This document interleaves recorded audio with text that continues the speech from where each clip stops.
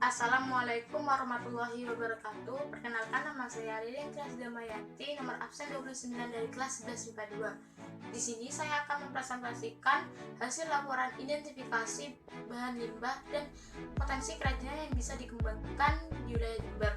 Saya akan menjelaskan 5 macam limbah. Pertama, limbah tempurung kelapa. Kedua, limbah biji pindang. Ketiga, limbah kulit jagung. Keempat, limbah minuman kaleng. Kelima, limbah serutan kayu. Pertama, saya akan menjelaskan limbah tempurung kelapa. Kerajinan benda dari limbah tempurung kelapa sebagai contohnya lampu hias atau kap lampu. Manfaat benda dari limbah tempurung kelapa sebagai benda hias dan benda pakai. Untuk membuat kerajinan tersebut, kita bisa menghaluskan tempurung kelapa terlebih dahulu. Setelah halus, kita bisa memberikan warna pada tempurung kelapa agar tampak menarik seperti gambar berikut. Kedua, limbah biji pinang. Limbah biji pinang merupakan limbah yang bisa dibuat kerajinan, sebagai contohnya tuh gelang dan tasbih. Manfaat benda dari limbah biji pinang sebagai benda pakai. Nah, contoh dari kerajinan limbah biji pinang itu seperti ini. Ketiga, limbah kulit jagung. Kerajinan benda dari limbah kulit jagung sebagai contohnya gantungan kunci dan hiasan lampu pada lentera, lampu lentera. Kita bisa membuat kerajinan dari contoh tersebut dengan misalnya pada hiasan lampu lentera, kita bisa menggulung kulit jagung yang kering. Setelah digulung, kita bisa memberikan warna lalu ditempel pada lampu lentera agar lampu lenteranya itu sedikit memiliki artistik, agar tampak artistik.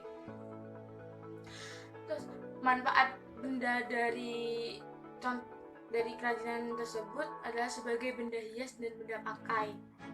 Contoh kerajinannya tuh seperti ini, contoh gambarnya. Yang ketiga, yang keempat, itu limbah minuman kaleng. Limbah minuman kaleng itu gampang banget ditemukan di wilayah Jember. Nah, oleh karena itu kita bisa memanfaatkan limbah minuman kaleng tersebut menjadi kerajinan seperti contohnya itu pot bunga, kap lampu, terus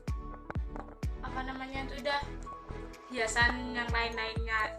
Maksudnya tuh kerajinan lain-lainnya. Nah, untuk membuat kerajinan seperti contoh barusan, kita bisa memberi lubang pada sisi-sisi kaleng. Setelah itu kita bisa memberikan warna pada sisi-sisi kaleng tersebut agar tampak artistik.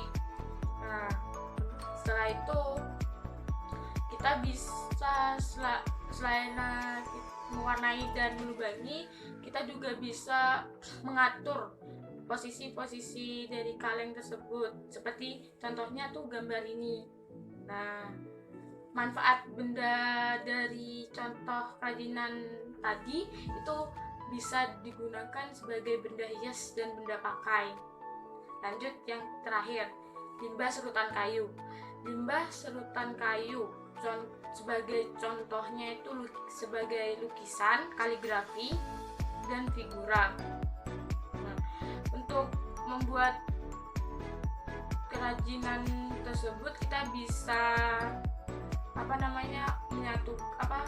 menyatukannya, lalu kemudian mencetaknya menjadi figura, lalu diberi hiasan pada setiap dinding-dindingnya seperti contoh berikut.